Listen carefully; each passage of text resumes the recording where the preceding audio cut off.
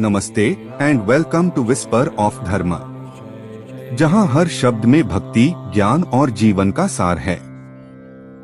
यहां हम अध्यात्म को छूते हैं, अनुभव साझा करते हैं और हर विचार में सकारात्मकता की ऊर्जा जगाते हैं, आपको आत्मिक शांति और नए दृष्टिकोण से परिचित कराते हैं। नमस्कार। आज हम श्री रामचरितमानस के सुंदरकांड से एक बहुत ही गहरे और प्रेरणा देने वाले प्रसंग पर चर्चा करेंगे। जी बिल्कुल। ये प्रसंग है पवनसुत हनुमान जी और विभीषण जी के बीच हुए संवाद का। हाँ, ये जानकारी हमने ली है हनुमान विभीषण संवाद राम कृपा का सार स्रोत से। और ये वो समय है, वो क्षण है जब हनुमान जी माता सीता को खोजते हुए लंका पहुंचते हैं। जी बिल्कुल। और वहाँ उनकी भेंट होती है रावण के भाई विभीषण जी से। तो इस बातचीत से हम ये समझने की कोशिश करेंगे कि भक्ति, शरणागति मतलब प्रभु को सब कुछ सौंप देना, हाँ, समर्पण का भाव और विनम्रता, और साथ ही श्री राम की जो असीम कृपा है उसका क्या महत्व है। चलिए इस पर थोड़ी गहराई से बात करते हैं। हाँ, तो होता यूं है कि हनुमान जी विभीषण जी से मिलते हैं, पहले अपना परिचय देते हैं जी, और फिर उन्हें शुरू से लेकर अंत तक पूरी राम कथा सुनाते हैं, जैसा कि दोहे में भी कहा गया है। तब हनुमंत कही सब राम कथा निज नाम, सुनत जुगल तन पुलक, मन मगन सुमिरे गुंधाम। मतलब पूरी कथा सुनाना, शायद यह हनुमान जी का तरीका था विश्वास जगाने का और विभीषण जी के मन को पूरी तरह से प्रभु भक्ति में डुबोने का एक प्रयास। और ऐसा हुआ भी। कथा सुनते ही विभीषण जी का, आप कह सकते हैं कि शरीर रोमांचित हो गया। हाँ, और मन प्रभु श्री राम के गुणों के सागर में जैसे गोते लगाने लगा। और इसी भावुक अवस्था में देखिए विभीषण जी की विनम्रता और शरणागति देखने लायक है। हाँ, वो अपनी स्थिति हनुमान जी को बताते हैं बड़े ही मार्मिक ढंग से। सुनहु पवन सुत रहिन हमारी, जिमे दसनन महु जीभ बिचारी। अच्छा। वो कहते हैं, हे पवन सुत सुनिए, मैं यहाँ इन राक्षसों के बीच ऐसे रहता हूँ हाँ। जैसे दांतों के बीच बेचारी जीभ रहती है, हमेशा, मतलब खतरे में। ओहो। फिर वो अपनी आध्यात्मिक स्थिति भी बताते हैं। हाँ। तामस तनु कछु साधन नाही, प्रीति न पद सरोज मन माही। अच्छा। वो मानते हैं कि उनका शरीर तामसी है, मतलब राक्षसी गुणों से प्रभावित है। हाँ। और उन्होंने कोई खास जप तप साधना भी नहीं की है। और यहाँ तक कि मन भी पूरी तरह प्रभु के चरण कमलों में लगा नहीं रहता। ये तो बहुत बड़ी स्वीकृति है अपनी स्थिति की। हाँ बिल्कुल। मतलब वो ये नहीं कह रहे कि देखो मैंने कितना प्रयास किया है, वो अपनी कमी को मान रहे हैं। सही बात है। तो क्या ये सिर्फ विनम्रता थी या उन्हें वाकई ऐसा लगता था कि वो साधनहीन है? देखिए, मुझे लगता है ये गहरी अनुभूति है। उन्हें सच में लगता है कि बाहरी साधन या आंतरिक योग्यता दोनों ही उनमें कम है। अच्छा। और इसीलिए उनका भरोसा अब किस पे है? सिर्फ हनुमान जी के दर्शन पर और श्री राम की कृपा पर। हाँ। और यही वो एक बहुत बहुत महत्वपूर्ण बात कहते हैं, अब मोहि भाव भरोसो हनुमंता, बिनु हरि कृपा मिले नहीं संता। दो, वो मानते हैं कि हनुमान जी आपका मिलना ही इस बात का पक्का सबूत है। हाँ। क्यों? मुझ पर हरि की कृपा है, क्योंकि बिना भगवान की इच्छा के, उनकी कृपा के, सही, आप जैसे संत का संग मिल ही नहीं सकता। मतलब इतने प्रतिकूल माहौल में संत का मिल जाना, यही कृपा का पहला संकेत है।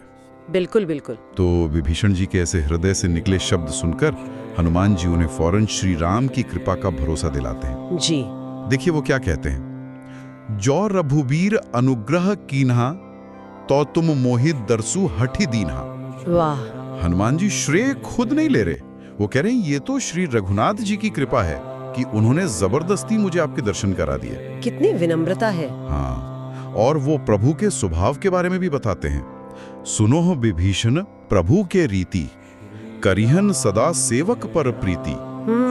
वो स्पष्ट कर देते हैं कि प्रभु श्री राम का तो ये तरीका ही है। हाँ। उनकी रीति ही ये है। हाँ। कि वो हमेशा अपने सेवक पर, अपने शरणागत पर, मतलब जिसने खुद को पूरी तरह सौंप दिया हो, उस पर प्रेम रखते ही हैं। जी। और आपका मुझसे मिलना ये उसी अहेतु की कृपा का प्रमाण है, मतलब बिना किसी कारण के बरसने वाली दया।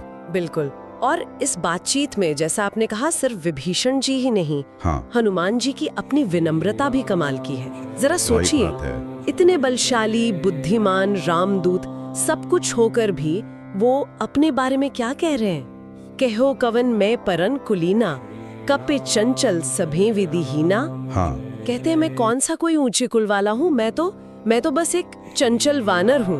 हर तरह से हीन हूँ। हाँ, हर तरह से हीन हूँ। ये है निरभिमानता, मतलब अभिमान का पूरी तरह से अभाव। सही।